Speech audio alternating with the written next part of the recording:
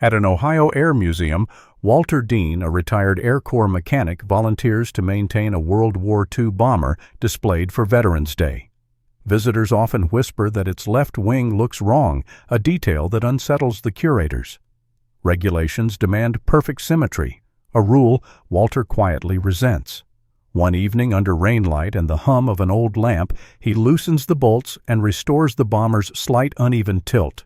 It's the way the wing had been built back when engineers learned that small imperfections helped planes survive rough air and that men survived the same way. The next morning, when the hangar fan roars for the test, the bomber holds steady. What had looked flawed becomes proof of resilience.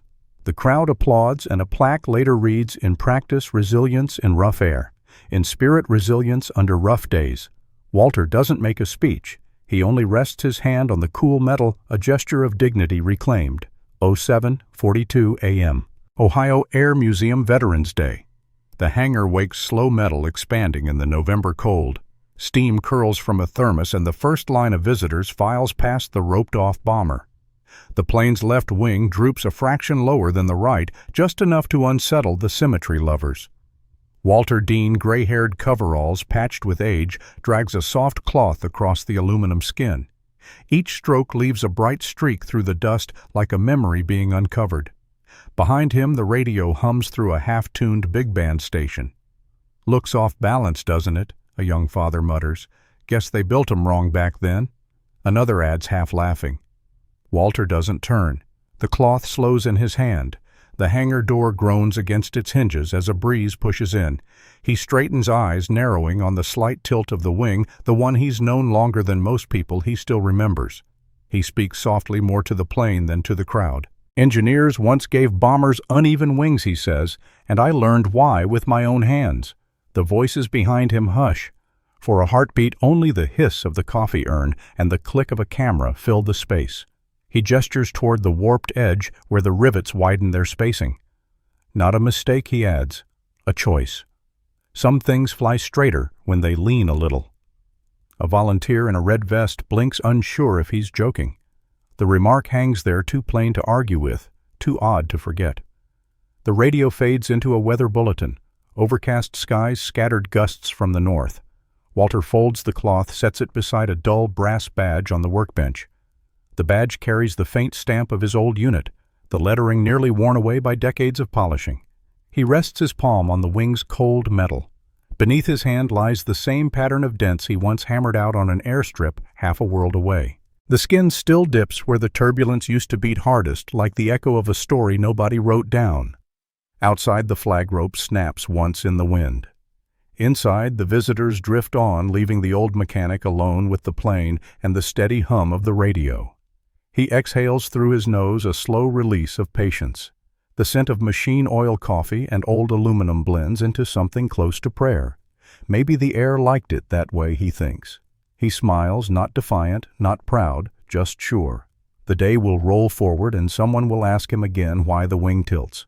He will give the same answer, steady as the hangar lights, because balance was never the point, survival was. And the bomber waits, tilted, still holding its secret just above perfect level.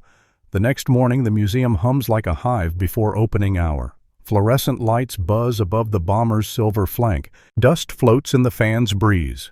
Paperwork rustles on a folding table, stacked with binders and clipboards. Marla Fitch, the museum curator, adjusts her glasses and reads from a regulation sheet stamped in blue. Section 11B display, aircraft must show no visible asymmetry. Her voice is steady official. When she lowers the page, the clipboard slaps the table, a sound sharp enough to startle the pigeons in the rafters. Walter doesn't flinch. He wipes his hands on a rag and studies the wing as though the words had never been spoken. "You going to make it perfect now?" he asks quietly. Marla sighs. Visitors notice. It's an educational exhibit, not a repair shop. The overhead light flickers a small rebellion of its own. From the corner of the hangar, cameraman Eli Morales steadies his tripod. The lens finds Walter's weathered face, then the slight droop of the left wing. He grins behind the camera. "So let me get this straight. Engineers gave bombers uneven wings to make them impossible to hit." Walter turns sunlight cutting across his sleeve. The words hang like a challenge. He half smiles. That's what they said, impossible to hit. What we meant was harder to come apart. For a moment, no one moves. The fan hum fills the silence, mixing with the soft flutter of the papers Marla holds too tightly. Eli lowers the camera. You really believe that tilt made a difference? Walter nods toward the wing, his voice low and even. When air hits something too perfect, it tears it apart. A little off balance, and it rides the storm. Marla crosses her arms. That's not in any manual. He chuckles. Neither is surviving everything you fix. The badge in his breast pocket slips halfway into view, a flash of brass beneath gray fabric. He taps it once with a calloused finger. We built what stayed up, not what looked good on paper. The clipboard edge catches the light, its polished surface now dulled by a fingerprint. Marla looks at him for a long time before setting it down more gently. Somewhere beyond the hangar, a gust passes through the open side door, carrying the faint scent of rain and jet fuel from the tarmac. The documents lift and settle again like tired birds. Walter returns to his workbench. The badge clinks against a wrench. You can fix things until they stop working, he says almost to himself. Marla exhales. You're stubborn. Only with what flies. He glances at the wing's shadow stretching uneven across the floor like an echo of movement frozen in time. If we straighten everything, he thinks, nothing flies true. The hangar lights dim, and the low rattle of an old projector fills the museum's side room. Dust dances in the cone of light, golden motes shifting with each rotation of the reel. Walter stands near the back, his hands folded behind him. A dozen folding chairs sit empty, except for Eli, who has stayed after hours to help catalog the film. The first image trembles onto the screen, black and white, grainy. A runway, a line of men in coveralls guiding a plane into position, then a young mechanic barely 20 squinting against the wind. The camera shakes, but the smile is clear. Eli leans forward. That's you, isn't it? Walter doesn't answer. The projector hums louder, pulling the film deeper into memory. In the frame, the younger Walter works beside Captain Harris, a tall man with a calm face. The wind tugs at their sleeves as they lean over a clipboard balanced on the curve of a wing. Harris's voice, deep grain-ridden, comes through the old speaker. Engineers gave these bombers uneven wings, so the gusts hit wrong and the crew came home right. He's half laughing, half explaining the way teachers talk when they know the lesson will outlive them. The younger Walter nods, tapping the panel's edge with a wrench. Right, sir. Off by a hair, Harris grins. Off by mercy. The camera pans across the airframe. It trembles slightly, the uneven wing shimmering against the horizon. The reel catches a glint from something pinned on Walter's chest, the small badge sharp in the sunlight. Back in the present, the projector's motor slows. The reel stutters, the image flares white, then drifts into static. Eli looks over. You kept that badge. Walter's hand moves to his pocket without thinking. The brass feels heavy, still warm from the day's work. I never stopped carrying it. He steps closer to the screen, the static light washing over his lined face. In its ghostly shimmer, his younger self stands frozen mid-salute beside the tilted wing. Eli adjusts the focus knob, but the film won't clear. The past refuses to sharpen. Walter whispers, he'd built truth into the tilt. The reel slaps empty, and the light dies. A hush settles, only the ticking of cooling metal. Then the faint murmur of a radio leaking through the wall from the main hall. He stays there, staring at the blank rectangle where the picture had been seeing. Instead, a runway, half a world away, sun flaring on aluminum. Captain Harris shouting orders over the engines, the smell of oil and hot wind. The uneven wing lifting against the storm, keeping one more crew from spinning down. He remembers how when the war ended, they stripped the planes for parts. Regulations again. Perfection demanded it. And one by one those crooked miracles were straightened into museum pieces that would never fly. The fan clicks on overhead, pulling him back. Eli gathers the empty reel. Want me to tag this for restoration? Walter shakes his head. Tag it as memory. Leave it crooked. Eli smiles faintly. That a rule? Just a lesson. Walter says. He switches off the projector and the darkness settles like a familiar coat. The air smells faintly of film dust and rain. Outside, the wind rises again, brushing against the hangar walls. It sounds almost like breath, a long exhale through a bent frame that still holds its shape. Night folds over the Ohio Air Museum like a tarpaulin drawn too tight. Rain threads through cracks in the roof, tapping the bomber's skin with a rhythm that feels half prayer, half defiance. The main lights are off. Only a single work lamp burns over the wing, its glow caught in the slick aluminum. Walter Dean stands alone in the hangar, a wrench in one hand, the museum key still in his pocket. Regulations said no visible asymmetry. The clipboard still sat on Marla's desk, initials waiting beside the word correction, but the plane had never asked to be corrected. He sets the wrench down, runs his fingers along the rivet line. Water beads beneath his hand, each drop tracing the curve of the panel that was once slightly bent, then forced flat for display. The edge looks tired, like a truth held too long in silence. The rain builds to a steady hiss. Thunder grumbles somewhere east, rolling over the airfield. Walter exhales, lifts the wrench again, and fits it against the first bolt. The sound of metal giving way cracks through the hangar like a confession. One turn, then another. Bolts loosen, the wing droops by fractions. The lamp flickers. Rain spills harder. He pauses, listening, the soft slap of the flag rope outside, the hum of the lamp, the creak of the bomber shifting weight on its landing gear. And then, clear as a memory-breaking surface, he hears Harris's voice again, carried on the hiss of rain. "Lean it a hair, Walt." His chest tightens. A hair, he murmurs back. He crouches lower, setting the angle by eye, not by measurement, not by rule, by feel, the same way he once leveled a wing in Okinawa when the tools froze and the wind threatened to flip the scaffold. The wrench slips once, knuckles scraping metal. He grits his teeth, steadying. The drop of blood blends into the rainwater on the skin of the plane. The lamp buzzes louder. His breath fogs the air. He checks the badge in his pocket, still there, still warm from his hand. He presses it into the groove beside the access panel, the metal clicking against the frame with a sound both small and absolute. A sound of truth locking in. Walter steps back. The left wing now sags, no longer museum perfect, but alive again like a shoulder eased from a brace. He looks up at the rivet rows glistening under the lamplight. Water runs diagonally across the surface, tracing the line of the tilt. "That's better," he whispers. His reflection, faint in the wet aluminum, nods back. The badge sits flush in the groove, shining like a single-kept promise. He thinks of Captain Harris, of the crews who trusted their lives to something that leaned just enough to hold together. Of the words impossible to hit, once said as myth, but really meaning harder to come apart. The thunder answers again, softer now, as if in approval.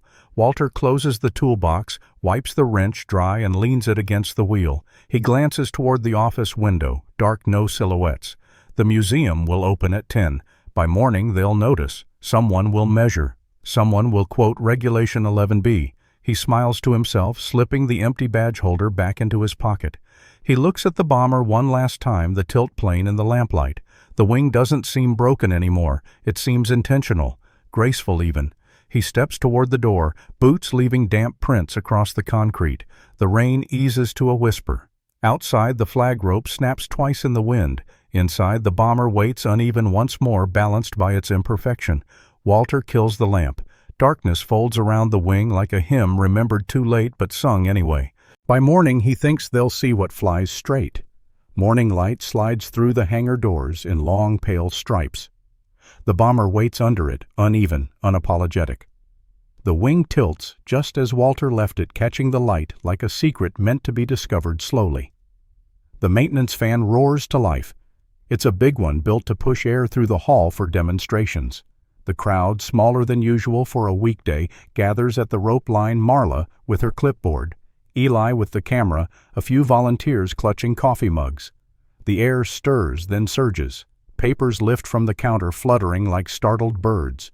The bomber's fuselage hums low, echoing through the rafters. The left wing dips, trembles once, then steadies. Marla leans forward, eyebrows drawn. "It should shake," she says under her breath.